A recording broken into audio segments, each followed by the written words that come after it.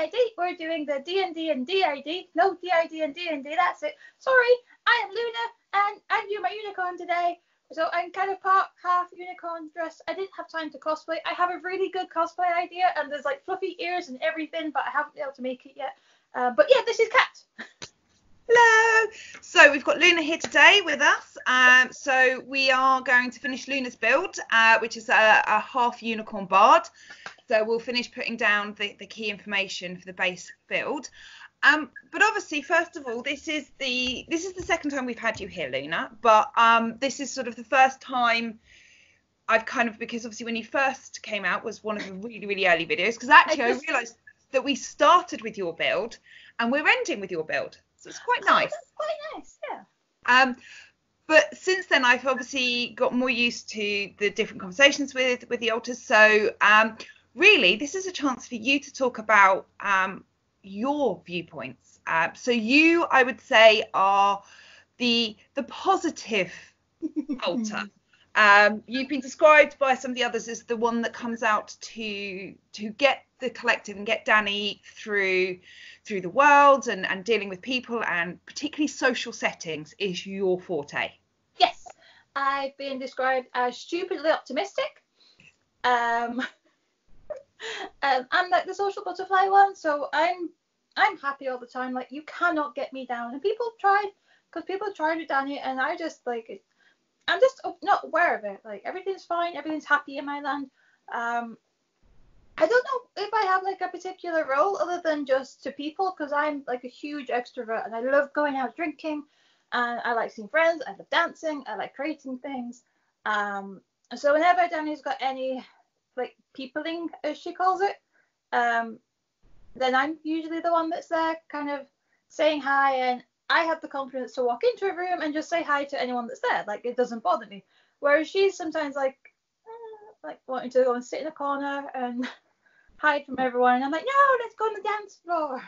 Let's go and do the thing. So I know that the first time I met Danny, I actually met you on the way to Comic-Con. And obviously when we went to Dragon Meet, you were there as well. Especially by the time we got home, and you were quite sleepy. And then Luna came out and we had a little chat about pink sparkly dice. Yeah. I really want them. I have got some sparkly purple ones. I haven't got them for our birthday. Sparkly dice, yeah. So you have been around for as long as Scarlet. I believe you two appeared at a similar time. Danny talks about you two in terms of almost this kind of sibling-esque relationship. Yeah, like we're very much like sisters. She's like the mean brooding one, and I'm like the younger playful one. So like we're opposites in so many ways, but we're really similar. Not that Scarlet will admit that she'd like me, but she is. Well, so she could dance around with the unicorn. I'm pretty sure she would. It was like, obviously recorded Scarlet's a few weeks ago, and I was actually finishing the editing of it today. And actually the thing that comes out a lot in her video is that she's got a really soft side. So there's that real sort of element that, although traditionally she's very, the opposite to you, where you're light, she's dark, where you're happy, she's broody. But actually we came to the conclusion that your alignments in D&D, when we get to there, are very similar. It's just that you would approach things in a very different way. So I actually ended up saying that I thought she was actually a chaotic good alignment in the same way as you are. And she was like, oh, she hated that. I think it was quite a surprise. But I was like, the thing is you would both do things for the right reasons. It's just your actions, the way you would approach it would be quite different. But she has. The reason I said I didn't consider her an evil alignment is because she has, set things like she was like, I wouldn't hurt an innocent person or somebody who didn't deserve it. And so at heart, there is actually this goodness. And I suppose that's actually because, her role particularly is the persecutor. But as you know, you all come from the same roots. Yeah, so if goodness is the system. Yeah, we have slightly more things, so I can't hurt people at all. You wouldn't hurt anyone whether they deserved it or not. No, I just wouldn't speak to them anymore, and I'd be like, right, you don't get to enjoy me anymore, and I will leave. That's my punishment. Whereas Scarlet, if to someone that deserved it, I'm not sure what she'd do. As long as it was justified on her half, like, then yeah, she probably would like beat them up or be mean to them. But even then, I'm not sure if she would actually follow through with it, because she'd be like, well, is it worth my time? Yeah. It's like, can I bother to lift my fingers here and do any damage? It's like, worthy of it. It's like, I think in her head, like, she would be the one that would be able to like torture someone out of all of us. Actually, no, maybe Anita too, because that's kind of in her background. But then she'd be like, but there's other stuff I can do, so I'll just shoot you in the head. Like, I think she'd be that much. Whereas I'd be like, you can't do any of that. Like. So you're definitely, and that's why actually a bard's quite a good choice for you, because a bard can do damage and does have damage attacks, but in the sense of compared to a wizard, they're much lower. Most of what you're doing as a bard is you're buffing, you're cheerleader. Yeah, you are brilliant. Yes, bards are cheerleaders. Because you're raising everyone up, you're giving them inspiration, you're allowing them to be better at what they're doing, but you also might whereas rather than harm an enemy, you might put like a disadvantage on them. I'd rather trick them, so I'd rather like do an illusion. Or I saw a really good spell, and I can't remember which book it was in, but it's like where you throw basically like powder at people, and I'm like, I could throw glitter essentially at an enemy, and like they'd have disadvantage for like something because I jumped over them and dropped glitter down. Yeah, and I think that's very much I can't remember the spell, but that would be.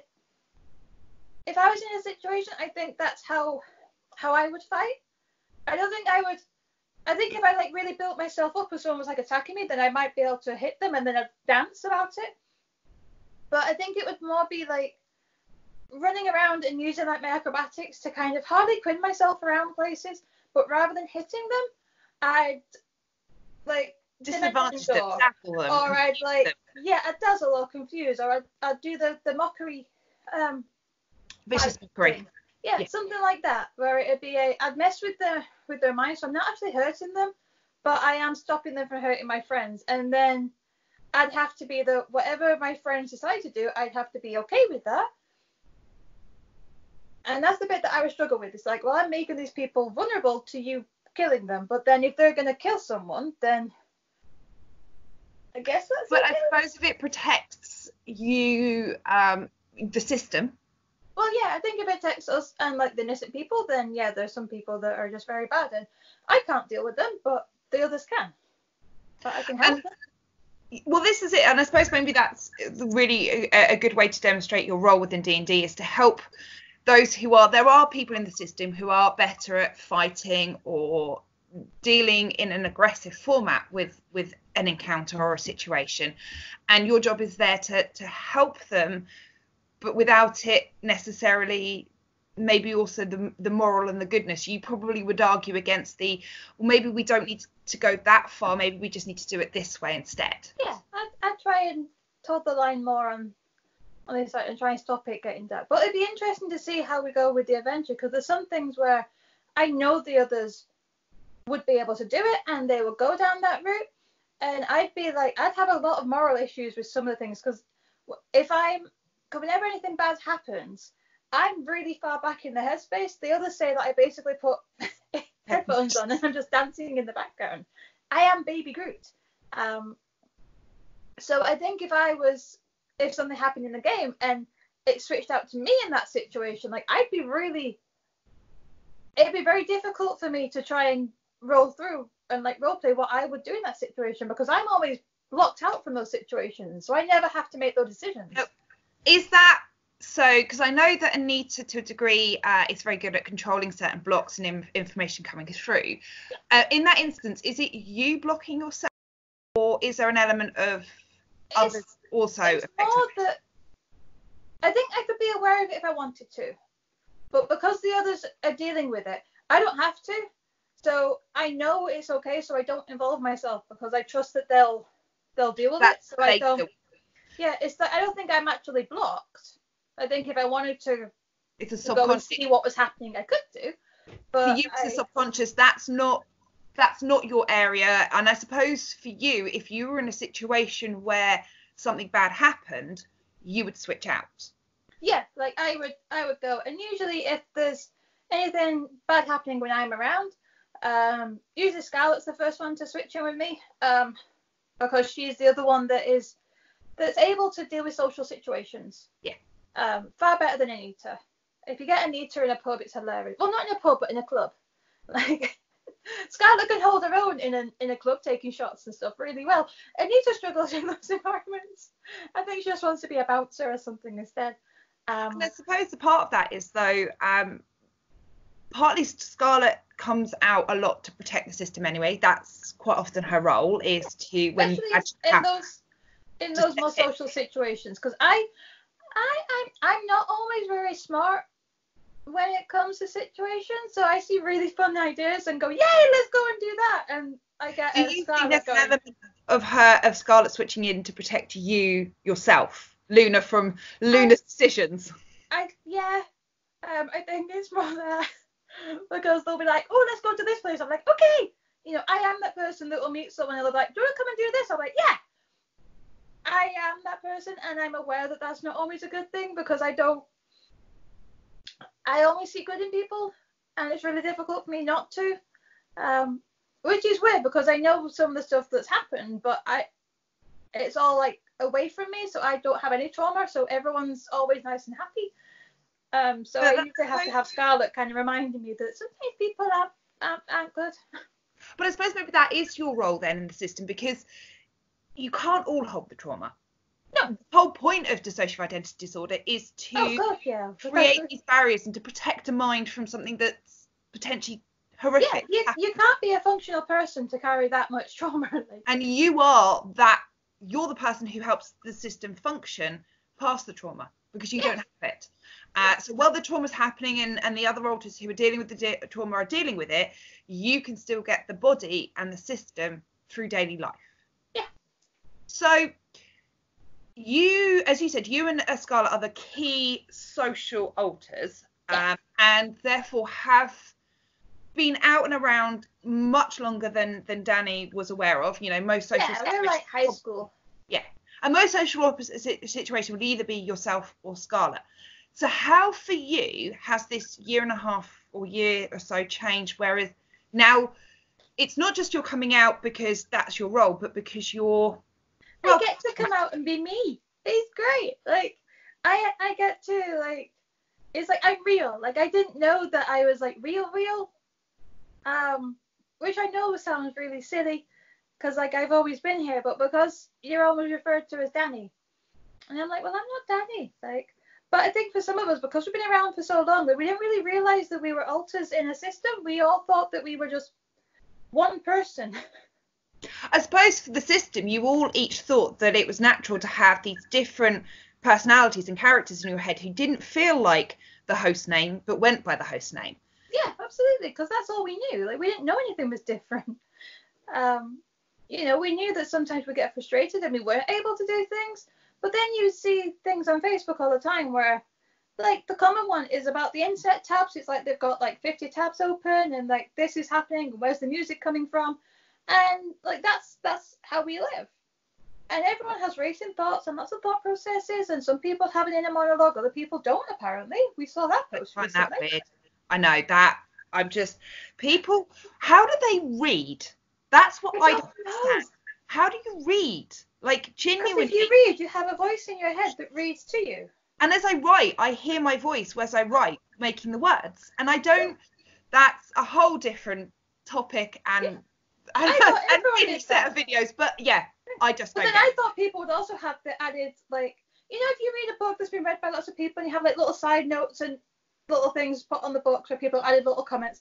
It's like, we have that as well. So we'll be like reading a book and we'll have like the monologue of the book going, and then there'll be oh, that's stupid.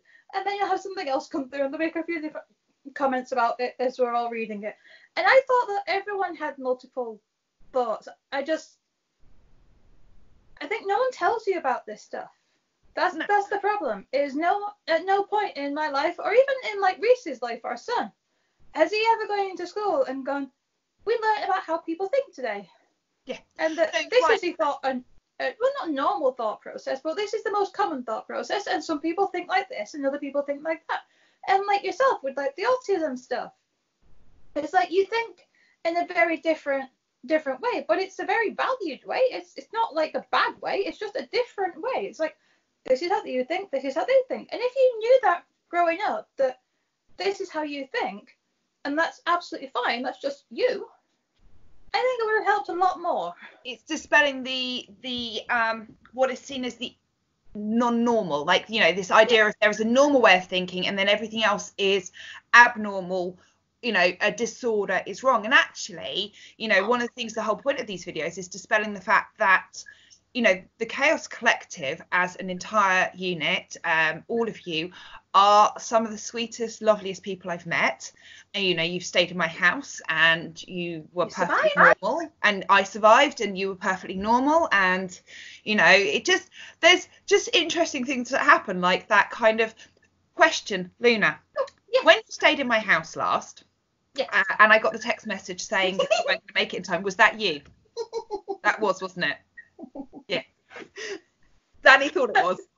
I was like, no, I want so much time to. And then Anita kicked your asses and you all got out of bed. Yeah. It's like, I remember waking up, I was like circling Simon and then going, no, we'll just go in later, message you.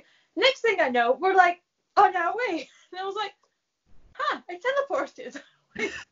That must be really strange for you, because you sent that message and then it wasn't you who got up, that was Anita who got everybody up, and then Danny was the one who got ready, and then suddenly you're on your way to London on the train, and that must feel like magic. Parts of your life must feel like magic. Like, it is. I teleport frequently to places and I'm like, oh, look, I'm at an event. How amazing. So a couple of questions in the sense of where you know, how you feel about things. So you are a vegan. Yes. Now, I also know that a lot of the other members of the system are not vegans. No, Anita loves steak. Anita loves steak. I remember, obviously, on the way to Comic-Con where you wanted jam in your bagel and you ended up getting bacon. So how does that feel for you sometimes when you know that you maybe have to do stuff that you don't want to do, or eat stuff you don't want to eat, but you're the one who's there? I don't like it, but we kind of have to compromise a lot. So, like, because if it was my choice, I would be vegan completely. So, like, I wouldn't have any animal products. But I also know that I don't have full control over that, and we have to share things. And just because I don't want to do something doesn't mean I'm going to force like everyone else to. So if I'm not fronting, then I will order what I want to have. But on days like a dragon meet, like, we had a long day and it was like, actually, yeah, Anita's right. The body needs. Is that something that happens to you often, which is just the end result is Anita's right? Yeah. But then that's like, I'd have chocolate for breakfast, I think. You'd have chocolate for breakfast, lunch and dinner, and Anita's like, that is not what a human needs to get through a day. Yeah, so, like, if we're on just, like, a lazy day at home, then, like, we eat what we like. And sometimes Daniel will come around with, like, packets of sweets and stuff everywhere, because I've just been binging on sweets. But if there's, like, a real day where she has to go to work, then, yeah, everything's different. Like, so, because you're quite young in comparison to Danny herself and to Anita and I guess Danielle, because Danielle shares a similar age to Danny. So how does that feel, being 20-something and having a full-time job and real life reality and bills? And it's horrible. This is not. I don't want responsibilities. Like, I just want to play. I just want to do fun stuff. I mean, it's good because, like, if I want to go to Asda and buy a cake just for me, I can do. And, like, I can buy Easter eggs now, like, for me. So, I suppose that over this last year where you've been out more, not as Danny or not pretending to be Danny, and therefore having to, so I suppose when you fronted as Danny, you would have to have pretended to still function as a... I had to be really careful to not do stuff that was too out of the way. You couldn't have sat there and ate a cake all day, because Danny's a grown-up and she has a son and she has a full-time job and she has to do adult things. Whereas now when you're out as Luna, that I guess must be, at least you're able to do the things you want and know you can. yeah, I can do what I want, and when our friends are around, they know if it's me or if it's someone else. So they'll change what we're doing, or they'll bring different food round, or we'll watch different things on TV, or I'll quite happily sit and make my little clay owlbear things, and I'll be doing all that stuff. And they now know that sometimes they might want to talk to Danny, but I want to make clay. In which case, as you've seen, because Scarlett did a similar thing, Yeah. didn't she? We'll both be multitasking, and I'll be sat there playing with my clay, and Danny will be having a conversation with them, and occasionally I'll jump in. And it's nice because we're now getting used to like having multiple conversations with people, and like you can tell the tone difference in our voices a little bit better now. So if some of us around, we'll jump in, and like Danny gets annoyed because her mouth gets hijacked essentially because one of them. But you again have, around you with the collective, you have some very good people. Obviously, your partner Simon. We talked about, so when people watch this video, you'll all remember from the one that Scarlett recorded, which will be up by the time this one goes up, talking about, Simon's a very sweet, good being, and he's very open to the concept of the collective as a whole, and what that means, that even though he's not necessarily dating everybody in the system is there. You can't remove one of them. No. But you also have a lot of friends around you who are very open. So Scarlett said that, there's some of the group of friends that are particularly... Yeah, she has friends. She has friends. So do you have people in the group that you consider friends, or that talk... I consider everyone. I consider everyone my friend. I think because most of our friends have known me anyway, because they would have met me in a social situation. They're used to it more now, but Scarlett never allows herself to. But is it nice when you're out to be referred to as Luna as opposed to Danny? It's really nice. It's really nice, and it's very... I'm not someone that really needs validation, but it is really nice when people actually refer to you as your name. And I never really thought that was a thing. So whenever I see, like, I watch loads of TikTok, and there's some videos of some of the transgender people when they find their names, and how empowering it is for them to be called by their name, and how annoying it is when they're not. And that's something that I struggled to understand until people started to call me Luna, and I'm like, I totally get it now. I suppose because you'd spent a life pretending to be Danny, and you'd spent a life being referred to as Danny, you'd never considered what it would be like to be considered Luna. And I'm assuming all along, even before Danny was aware that you existed, you knew you were Luna.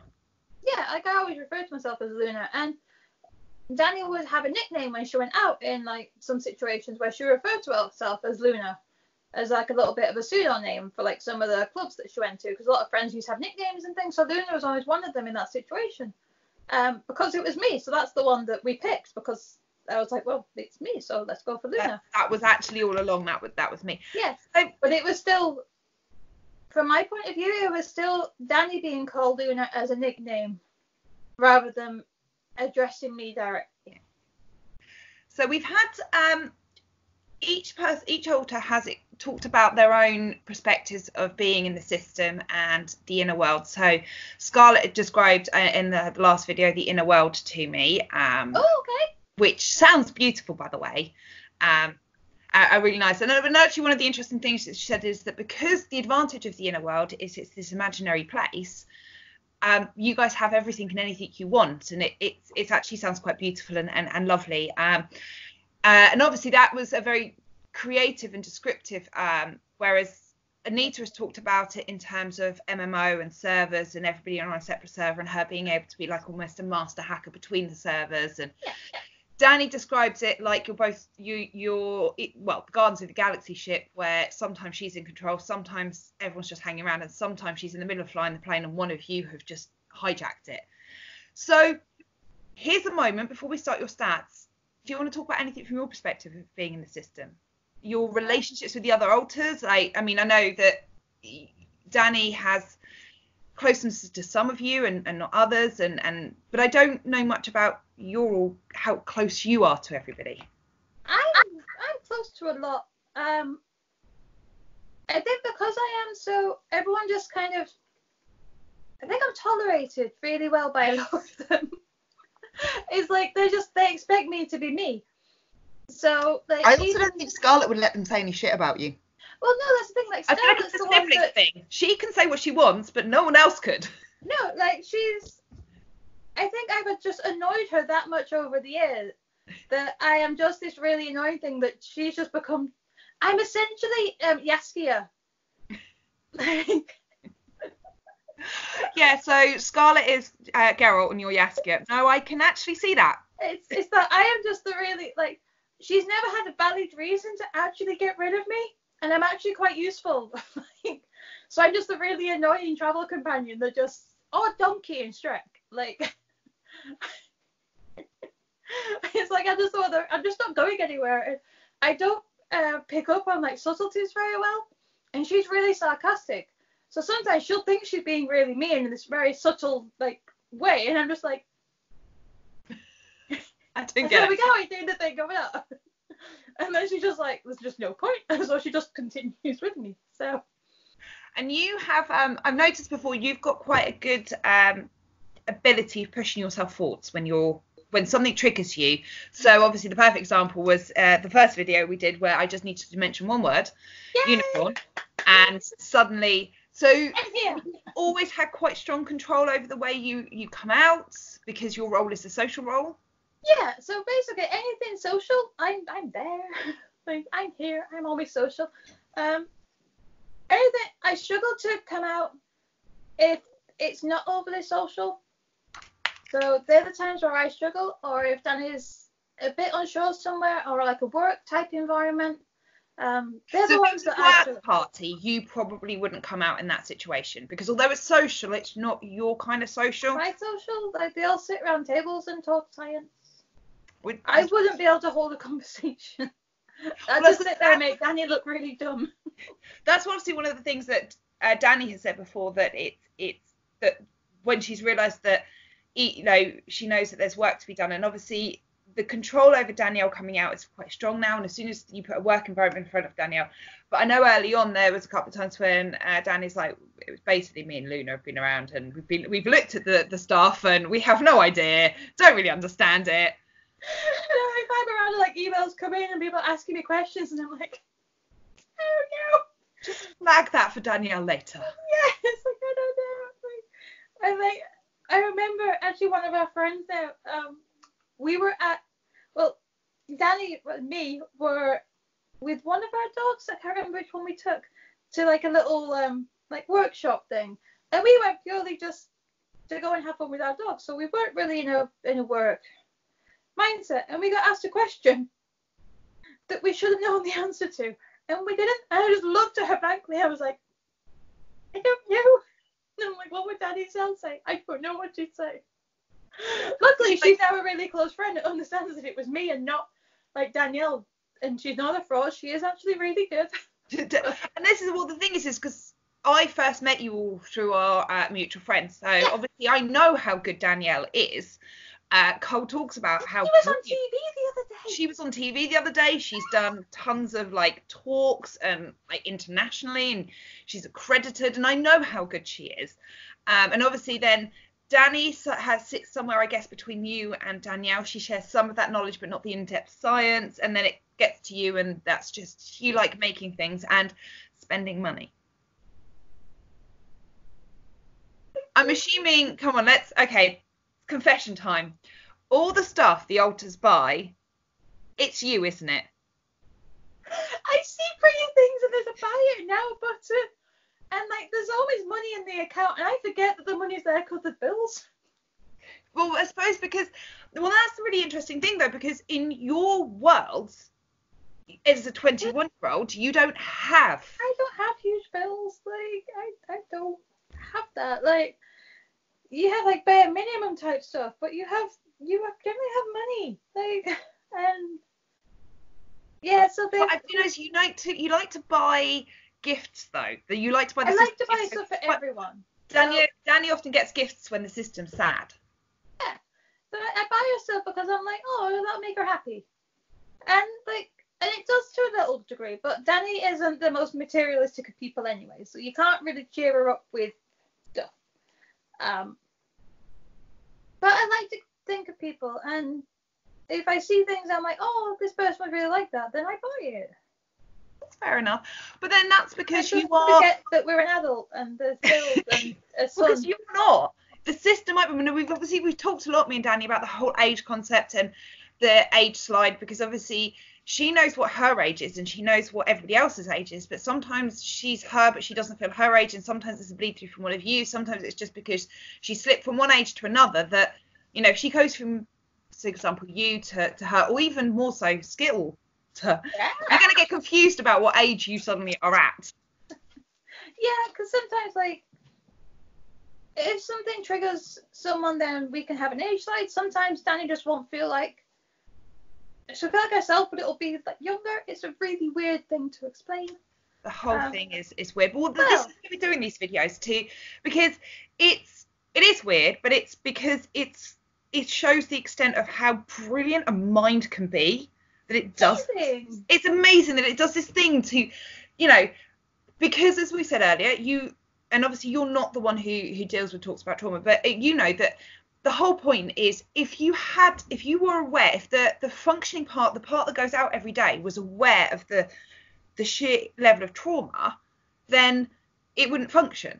Well, which no, is like, you don't the hold hardest part, I think, with that everyone seems to struggle with isn't so much the fact that we have different personalities. It's the PTSD due to the trauma.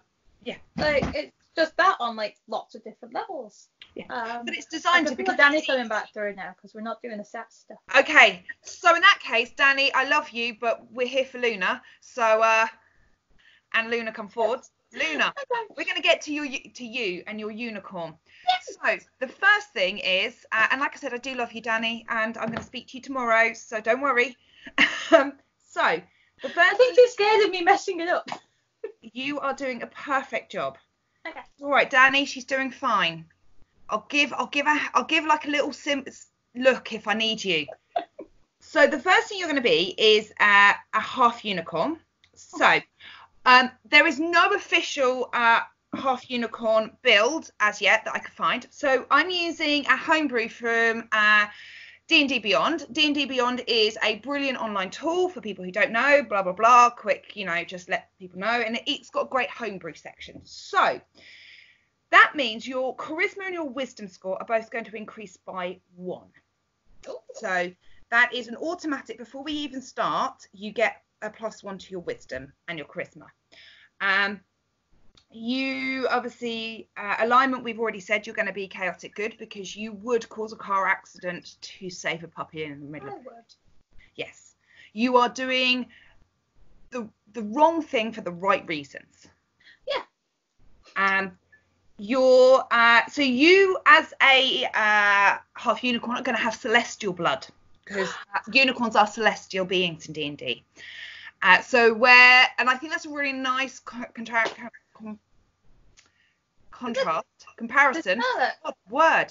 Because Scarlet has infernal ancestry and you have celestial, so I think that's really great. Yeah. So you're going to have. Oh my gosh, we're opposites. Oh my gosh, the Good Omens people. Oh, you're Crowley and Azrael. Yay! Yeah, she would make a very good Crowley, actually. Very good Crowley. And so you get some extra stuff from being your celestial blood. So you'll be able to do the druid craft cantrip, which I think is right up your street. It basically just means you can make flowers. That means I can make flowers and stuff. Yeah, you can just go around making flowers all the time. You know, you walk on flowers that you've made. It will be beautiful. It's even daisies to people. You are literally just going to be like, a flower for you, a flower for you, flower for you. There's some other spells you get. So when I send you the sheet, I'll write those down. Okay. Your celestial ancestry means that you are going to be prevented from being, or you have advantage on your saving throws from charmed, paralyzed, and poisoned. Because you're that shiny and good, you have advantage. This isn't really up your street, but I think it's important to know. It's one of the things I quite like about the half unicorn build. It follows very similar to the tabaxi in the fact that you have a horn, so you can't ever be unarmed. So your horn can do damage, and you are proficient because it's your horn in horn damage. I mean, it says magical piercing damage, but I'm changing that to magical horn damage. You'll be able to speak, read, write Common, Celestial, and we'll get to the other languages when you choose. You can choose them yourself. So that's what you get from being just a damn awesome half unicorn. Do I have hands? Yes. So in a sense, I think I have hooves on my feet and hands and. Well, I think I'm going to go down the path that I will say that you can have the similar options to the tieflings. So with tieflings, you can either have the legs and hooves, or you could have real legs. So I think for a half unicorn, let's create a similar thing. If you want to have hooves at the bottom, you have hooves. I think I like hooves because then I can bounce more. I think with the way you'd prance on the battlefield and jump around and do things, I think that works quite well. A bit like Mr. Tumnus. Yeah, exactly. So,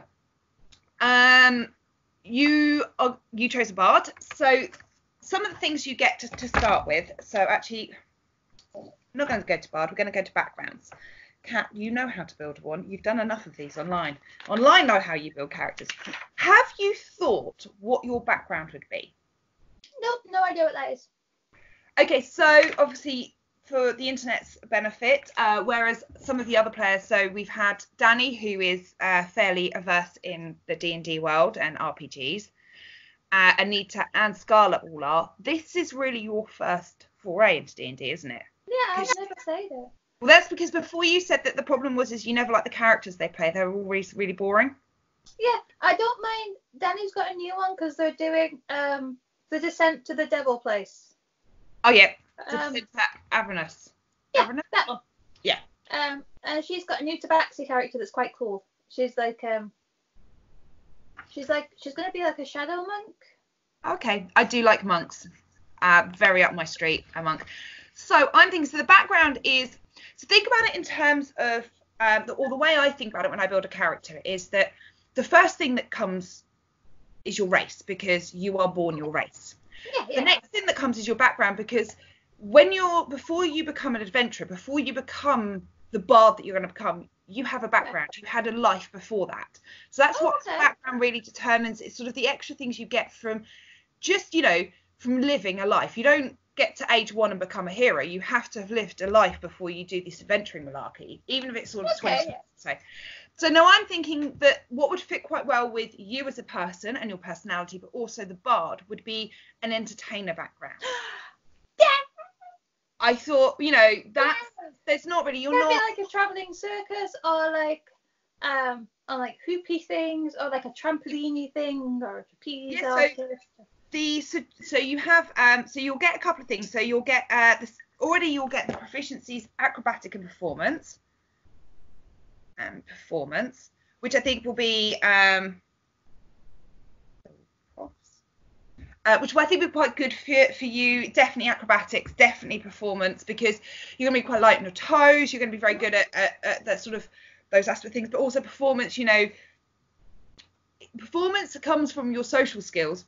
But unlike if you're having a conversation with someone and you want to persuade them, that would be persuasion. But if you're trying to, I don't know, maybe persuade a room of people through a speech or a song or a dance, that would be performance. And I think really the way that you would persuade people would be en masse in a performance aspect. Yeah, I feel like a warm-up act. You'd be the main headliner, sweetheart, not the warm-up. So obviously, one of the things you become proficient in with entertainer would be a musical instrument. So you'll get, through being an entertainer and a bard, you'll get a couple of musical instruments. You don't need to decide now, but think about what your bardic instruments would be. Do you want to carry a lute, a satire? I know I've seen all sorts of interesting things. Pam, you can have anything you want. You don't have to decide now, but play over instruments in your mind. I used to play the flute, so I'm thinking maybe a flute. Okay. So the entertainer routines. So these are basically you can choose up to 3 routines that you are your standards that you can do. So actor, dancer, fire eater, jester, juggler, instrumentalist, poet, singer, storyteller, or tumbler. I want to be I was gonna say fire eater, but a tumbler. Oh, okay. Fiery to Tumblr, and what would... You can be actor, dancer, fiery to jester, juggler, instrumentalist, poet, singer, storyteller. Either dancer or jester. Okay, well, I'll put both down and we can finalise that later. Okay. Okay, so when what I will do with these is I will get the basic information onto a sheet. I will send them all to Danny, and you will all then finish choosing the relevant things that go in your background and leveling your characters up. Now, obviously, you are welcome to do it yourself. You're welcome to get Danny to help you. You're welcome to... I think I'll get Simon. Or you can get Simon to help you. Yeah, that's fine, because Simon has built his ready for the game anyway. So, He has so much stuff. He's got so many characters. Like, yeah. He just builds them for fun. Like. Well, you see, the advantage I have is I'm building the entire collective, so I don't have to build anything for fun because I build stuff on a regular basis. I don't know what I'm going to do after I finish building you guys. I'm just going to have to build... I might go around and just build people. Just start building my friends.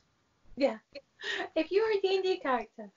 What would you be? So, the Bard. Now, we talked about, because you have different colleges, which are the subtypes. Now, the two we discussed before were Maestro or Glamour. Now, the Maestro is the one that Matt Mercer designed, so it's where you take the sounds of the battlefield and you manipulate them to help your party. So it's sort of very music orientated. Or the Glamour. Now, the reason I thought the Glamour one originally is because it has a Fae connection, and I thought that really worked quite well with who you are. So I'm going to just read the intros for both, and then you let me know which you think feels more right for you. Okay. So, College of Glamour. You would have been tutored by satyrs, Eldarin, and other Fae. You've learned to use your magic to delight and captivate others. You're regarded with a mixture of awe and fear. Your performances are stuff of legend. You're eloquent. You're so eloquent that a speech or song that one of you that you perform could cause a captor to release you unarmed. It allows you to quell beasts and also bend minds. So there's a lot of... It's things like being able to gain temporary hit points to your party. You would be able to potentially charm enemies by doing a performance. And you do have this one ability that you can use later on. So you can cast Sanctuary on yourself, which basically Sanctuary is a really nice extra. So that my bubble. So that one I think is quite nice. The one what's quite nice about that you can be quite a good bard with that. Obviously you could be quite villainous because that is very much affecting people's minds. But I think you'd use it in a very, very positive way. And I think it'd be quite interesting to see sort of charming people, but in a positive, friendly, non-creepy fashion. Because sometimes we get a bit too creepy when people go down the charm routes. Yeah. Or the other one was the Matt Mercer special, which was the College of Maestro. This is more about you can music is a powerful thing. It can bolster burning passions, inspire meek to be brave, and soothe a cluttered mind. You have mastered the arts of creating music to shape and manipulate the thoughts and hearts of the world through song, words, and instruments. So with the raise of a hand or a wand, you listen to the clangs of armor, arms and armor, heavy footfalls, and you conduct the sounds of the battlefield to a phantom orchestra.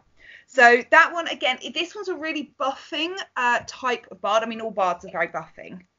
But you have some different abilities you can do with, you get these conducting techniques. You can give inspiration to people as an action. You can use lots of inspiration in one go. So do you think you have an idea which you'd rather? Basically, do you want to be dancing and creating music on the battlefield and shaping music?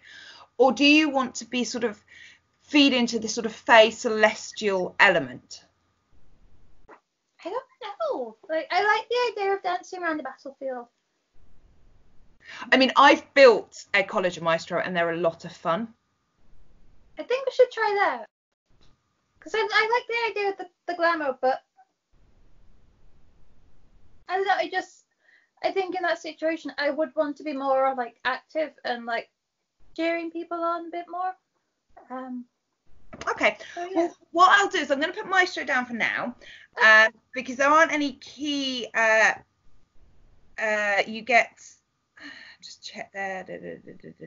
You get extra inspiration, so there's nothing that will affect your proficiencies if we choose that. When you finally build your character, I'll send you both documents and you can have a read through and you can shift it if you want. Okay, but we'll put Maestro for now. Okay, so the key things for the Bard, you will get. So you've got some other proficiencies that now come from your class, which is in this. Okay. So you get 3. You basically just get to choose 3 skills. So now I need a sheet. So you've already got acrobatic and performance. What skills do you think, Luna, that are your key areas? So I'll read you the skills that you can have in D&D. I don't know. Animal handling, Arcana, athletics, deception I think is a no for you. History, insight, intimidation is a no for you. I don't think investigation would be really up your street. I think I'm too oblivious. And I don't think insight would really be up your street either, because I'm not sure. I would believe someone. Yeah. I don't spot liars very well. That's Scarlett's job. Yeah, animal handling. Yeah. Animal handling I think is definitely good. I'm good with the puppies and stuff. And then you've got acrobatics. Yep. So we've got acrobatics from the other one. So animal handling. Oh, I've got that. Okay. You can have nature, perception. Perception, you're not really perceptive. I don't mean that negatively, Luna. I love you dearly. Okay. Yeah. Nature. Nature. Yeah. And then you can have. So what else do we have? We've got. So you can have persuasion as well, which would be more of a one-on-one conversation. I think I'd be able to persuade people in a nice way. I'd be like, please come and have a look around this corner. Like. So yeah, I think. Oh, please let me stay here for free. Okay, so they're going to be the basic the proficiencies you're going to have. The only thing we now need to do is decide where you're going to put your stats. So, okay. FYI, your spellcasting ability is going to be charisma, I believe. Do I know how to build a bard properly? Possibly. So that will be your top field. You should always have your spellcasting as your highest. So charisma is going to be your highest. Okay. You're going to put your 17 in charisma. So that would, with your +1, that's going to make that 18. Cool. I suspect you're going to be quite dexterous. Yeah. So we had Scarlett's lowest stat was dex, because apparently she's quite clumsy. But I'm assuming, is Luna herself quite dexterous because you're the dancey one? Yes. So you'd probably have that as quite a high. In regards to wisdom and intelligence, I'd be more wisdom. Wisdom. Not very smart. Not very smart. So we'll probably put wisdom slightly higher. You've got one really low stat, which is a 6. Strength. I actually was going to suggest strength. Either strength or constitution. I think strength. Okay, so we can put strength a lot. Like. Yeah. So we'll put 11 as your constitution because that's your next lowest. And then I would say that you were going to have dex there. Dex is going to be 14. Okay. And then we're going to have your wisdom as 13 with the +1, that's going to be 14. And then your intelligence quite low. It's not low, it's just lower, it's 12. Yeah, I'm like average smart. Like, I'm not. It's not your key area. I mean, so like, for example, when we built Danielle's, the reason we chose a wizard for her was because Danielle's key strength is definitely intelligence. So it works really, really well. She's book smart and more street smart. Like. And that translates quite well to have your wisdom quite high, is the fact that you've got enough savvy. And actually, the interesting thing is there is a similarity to how we built Scarlet. So Scarlet's wisdom is higher than her intelligence, because sometimes she makes decisions that perhaps are not the wisest because she wants to push forwards, even though she knows that perhaps that's not the right thing to do. That it would actually be better to shut up and walk away. She's going to push forwards and potentially create.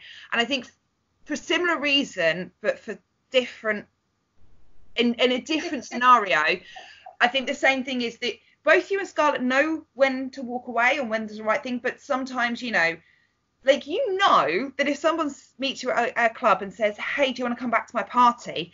Deep down inside, Luna, you know that it's not the right thing to do. We all know that. But you would just go and do it anyway. Yeah. I'd be like, oh, that sounds fun. So I think we've actually built you quite quickly. We did a really good job. We speeded through that. I know myself quite well. This is the interesting thing about this, actually, is the speed at which some of you have built yourselves versus others. Partly because, some of you are not so connected to D&D as others, but also because Dani really struggled to build herself to start with.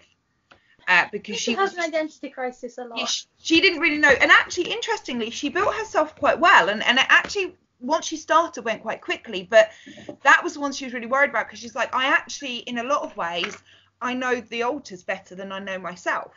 Yeah, she knows me a lot more, because, like, I'm probably the closest to Dani. I'm kind of like who Dani would be if none of the bad stuff happened. Like, and like she just got to be like fun. Well, not that she's not fun, because she's a fun person. Like, but I think because like so much of me bleeds through into her, it's difficult for her to know if she's the one that likes stuff or if I do. And I know sometimes like she's been bought things and she's been like, thanks. Well, we've discussed the unicorn thing before, that Dani actually, as a rule, so if anybody's watching this that's friends with Dani, didn't know this, as an FYI, Dani doesn't actually she's not that bothered about unicorns. She's really not. Interestingly, I had this conversation with Cole after I'd had the conversation with Dani, and Cole was like, oh, I've been buying Dani like unicorn stuff for years. And I was like, yeah, that's because, but she's like, but she's always been really happy. And I'm like, no, that's Luna. Actually, what you've done is you've bought Luna a ton of unicorn stuff, and she's probably really happy. But actually, it's not a Dani thing. But Dani says that one of the struggles she has is because she's presented, or you've all presented as Dani up until the last year, when it's been you going, oh, unicorns and pink and fluffy and sparkles, people have gone, oh, Dani must like that. And you have a much bigger happy reaction than Dani does. So you're very big when you like something. Whereas Dani's like, yeah, cool. Yeah. So immediately people go, oh, she must like the unicorn stuff more, because actually you've switched in and gone, oh my god, unicorns. All right, now the rest of it's boring. Dani's much more like wolves or foxes and dragons. Scarlet's more so on the dragon, but like that's more. Unicorns very much my thing. I mean, Dani likes unicorns. She's got nothing against them. Like she likes them as an idea. Concept. Yeah, but she's not Luna obsessed about them. She's not gonna want like Princess Celestia. Like she's mine. But you get to now, when you're buying unicorn stuff, you're getting to buy it now for yourself, as yourself. Yeah. Rather than having to share likes with someone who actually doesn't have your likes.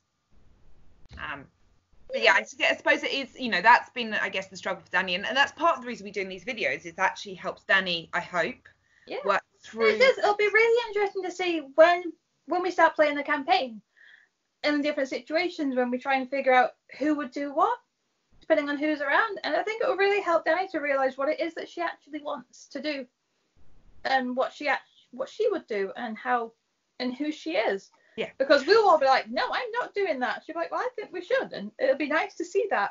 And I guess because she's had, whereas when you all knew that the thoughts were each of you, because you've lived, you all living in the inner world, and Dani hasn't been there. Whereas for Dani, she's not sure whether, she's got these 6 thoughts, and actually which one is her thought over everybody else's. So that's where the game will come into that sort of working out, well, if Scarlett's saying this and Luna's saying this, and this must be my thought, this must be my feeling. I think she's doing a lot of like eliminating thing, going, oh, do I like this? I'm not sure. It's like, Scarlett doesn't. Luna really likes it. I do. And she's starting to make it more. And obviously there is a blend between each of you. Like, I can see in essence that you all have a sort of a similar starting point, because you have had a similar starting point. Well, yeah, we've all shared the same life. It's just that, oh, Danny, you can hear Danny coming back to now. Oh, Danny. Like we've all lived the same life. It's just we've lived parts of it. Yeah. Like, so, but we've all, we all grew up in Manchester, so we're all molded by the city in different ways. We share some memories, we don't have others, but our general kind of direction, we all know where we've been and what we've done. So, oh gosh. So, sorry. Danny or Luna? Danny, sorry. Danny. I was like, I wasn't expecting that. That was a bit of a shock for you. I was like, oh, I'm moving my hands now. You do know you have unicorn ears on your head, right?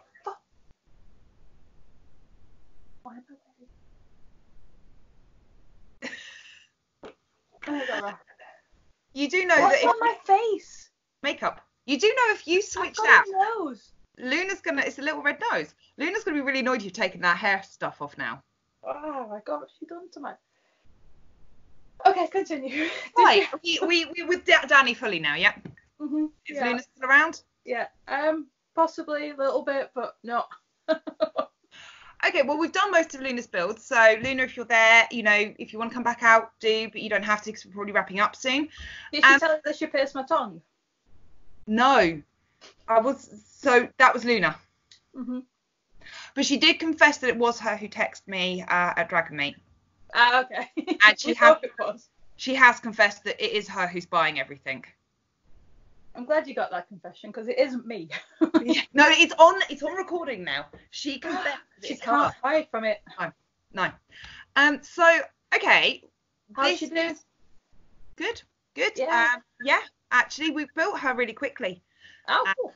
So I'm gonna just do the last little part of the video with you, Danny, because actually this is quite interesting because the last few recordings haven't been you. No, I've not done one for ages. Yeah. And obviously I've been watching the Scarlet one recently because I'm still editing it. So are you excited to see what these videos, the next few look like? So I tweeted the other day because I am so nervous about the Scarlet one. What makes you so nervous? Like, I think it's fairly unknown. Like, okay. I haven't seen it. I don't know what she's said. I think she's spoken about the inner world and stuff. I think you're going to be quite surprised, actually. Yeah. She's actually got a surprisingly good heart hidden really deep down. Is it cold? Well, do you know what? There's like this icy layer, and then I say at the bottom there's this little like warm nugget. Oh, okay. It's actually a warm nugget. She's going to kill me that I've told you that. But I do say it in the video, and you are going to watch the video, so I'm really sorry, Scarlett. There are no secrets when we record these videos. Yeah. Apart from unless Anita says there's a secret. Yeah. This is a secret. Don't put it on the internet. Yeah. Well, I've noticed that Anita's very good at when there's anything that she says to me that she doesn't want anyone, she does it out of the recording, not in the recording. Oh, she's smart, that one. Yeah. So no, I think you'll be surprised about the Scarlet one. I think it's quite interesting. I think I really want. She's a fascinating character. Like, I'll give her that.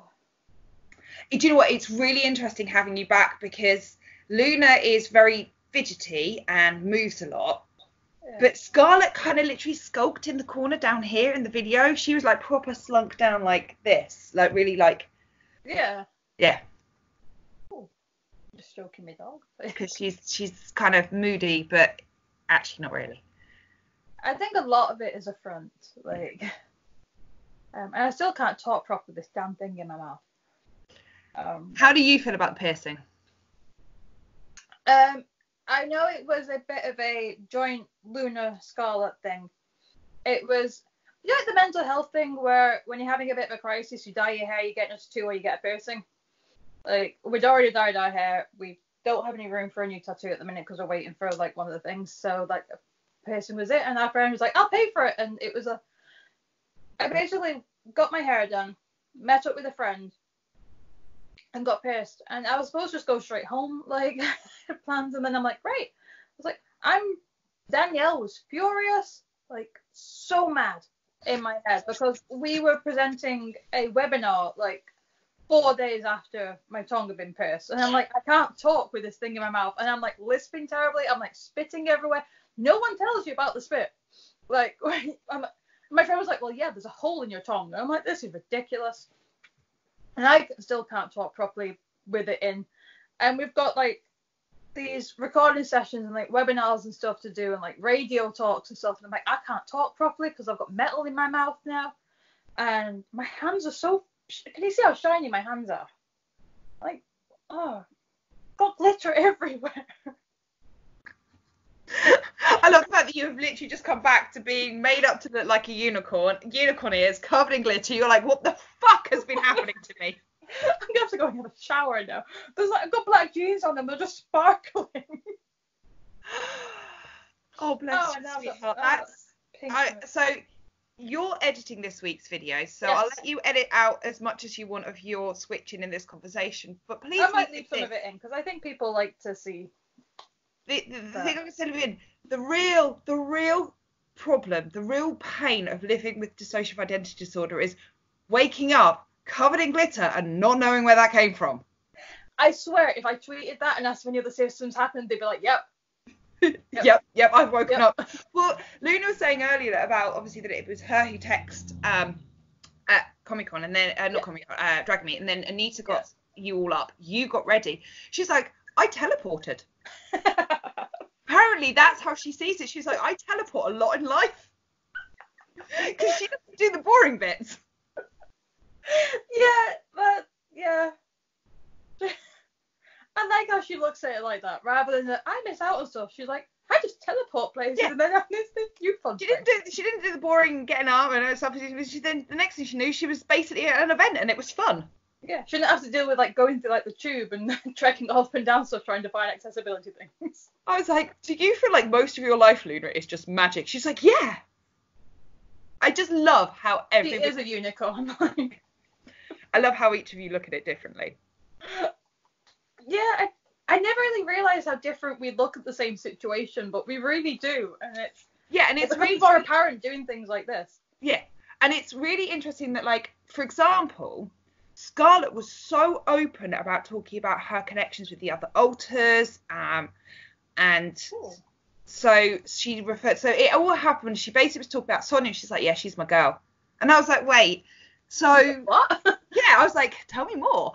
But yeah, she's got, she talked a lot about her connections with them, and how like obviously that's where we led on to the inner world, whereas Luna's focus was more on like, it's so much fun because I get to actually be me now, and obviously I had that element from Scarlett because obviously Scarlett was like, it's nice to come out and be myself. Yeah. But it was really different, whereas actually I had quite a deep conversation with Scarlett in a way I haven't had with some of the others. Yeah, I tend to see not that Luna's shallow, but I think because she is the more social one, she tends not to do deep conversations because she's just one of those people that just thinks about things. Like, she likes to do things. She's not a sit back. She's not a deep thinker. She's not a very avid reader of novels and fantasies. She doesn't really explore that side of things, whereas Scarlett probably does. So I would say that Scarlett has a lot more depth to her than people give her credit for. I mean, Luna does as well. She's not just like a shallow... a completely shallow person. But no, because Luna has a lot of feelings and she cares very deeply, so she's not that typical stereotypical. When you say shallow often implies that they don't consider other people's feelings and they're anything about themselves. And actually, she feels in fire of like conversations. Yeah, it's you can't get a in-depth conversation from her because she gets too excited and goes off on topic. But, yeah. And it's more sort of shallow in the sense of, she's not interested in deep and meaningful conversations because she's the fun factor. Yeah, she's not dealing with the heavy. deep and meaningful often means you're getting into, you know, so a lot of the conversation with Scarlett was obviously about sort of trauma responses and trauma, because Okay, that's cool. where it's one of the roles she has taken. Whereas you're not going to have that conversation with Luna, because Luna's like, oh, trauma, right, I'm going to be over here with my headphones on, ignoring everything. Yeah. So like, I don't have to deal with that, so bye. She said that she's looking forward to seeing how in game. Yeah. I don't know how much of what she said that. I've heard bits of it because I've been. It's weird. She Like, said that it's you not weren't- often that I'm aware of how much I'm floating around, but because I wanted to kind of, I didn't know how much she front. She said she was worried. She thought you were worried she would mess it up. Oh no, Bless it's her. not. It's not that I think she think heard- that. It's more I was worried that she might not understand. You were there to guide her through it. Yeah. With her gentle hands. It Whereas was more actually, to make sure that she was picking up the right books if she wanted to look at any books, and to kind of point you in the direction. But I was quite surprised that you actually did almost completely fuck off when we did Scarlet. yeah, I don't know what it's. I don't know if I should need to build up a better relationship with Scarlett. I think there's probably some resentment still there, probably from both of our sides. I think we're Right, I'm not going to say anything. I'm going to wait for you to watch the video, okay. because I think some of those questions will be answered in the video. Okay. And I think it'd be really interesting, actually, if you'd be willing to do a video after you've watched it, talking about how your reaction to it, or how it's made you feel, or like if there's anything I was thinking about maybe you and Scarlett do a video together. could do. I was thinking about doing a reaction video. Because I can play the video and have the camera on me at the same time, so I could literally, so you could see like a live reaction to me watching all of Scarlet, which I might do just for my own benefit, and then if it's decent, publish it. But I think I will definitely do like a little thing of what it's like. Yeah, and I think that one will be really interesting, because I think the most tension in the system comes between you and Scarlett, and I think it's kind of, I don't know whether you're going to learn something about Scarlett or about her point of view that I don't know if it's going to change or impact on how you feel, but I think it would be really interesting to hear what your feelings and thoughts are after watching the video, and maybe your whether that's your thoughts of feelings on Scarlett have changed. It might do, because me and Scarlett don't really talk. If she's around for another reason, and she will often like put comments into situations, and you know she's doing it for fun, right? Oh god, yeah, like she does it for her own amusement. She enjoys hijacking your mouth. Yeah, she loves your reaction. She loves your reaction. Yeah, she would. It's because it's something that annoys me, but that's as much information I can get from her. Is like I hear her thought process of the psychotic comments that obviously come out of my mouth that I hear, but I don't really hear her thinking about herself as much. Whereas with Luna, I can hear her entire thought process sometimes of when she's going, what do I want to eat? And she. Luna's a very open book. It's why I think Luna's build went really quickly, because when I was like, what stats where do you want to put this? She already knew, even though she doesn't actually know D&D, she knew, oh well, this has to be higher, this has to be lower. I'm good here, I'm not good here. This is my forte, this isn't.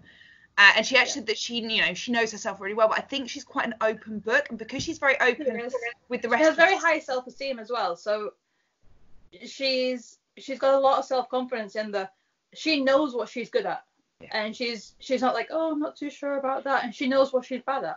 Yeah. And she's not bothered either way, whereas some of the others were a bit more modest or a bit unsure if we're actually good at this thing, and we're just bad at everything. And whereas it was interesting, Scarlett struggled to pick her stump stat, but your friends helped. All right, lovely. Well, I'm going to let you go, because I'm going to go and get this off my face. You need to get that off your face and shower to get rid of the glitter. I suppose we should probably just say goodbye, internet. Yeah, that's a good point. We should. Okay, and then cut like the 20 minutes of waffle out. Yeah. So, all right. So that's everything from us. So I am Danny. Nice to see you all again. Now Danny. Yep. And we'll see you all next time, when we're going to have a couple of videos just explaining a bit more about some of the other altars, and then we'll get on to the campaign. So hopefully we'll get to see you all then, and you get to see us in action. Awesome. Well, goodbye, internet. It's been a pleasure.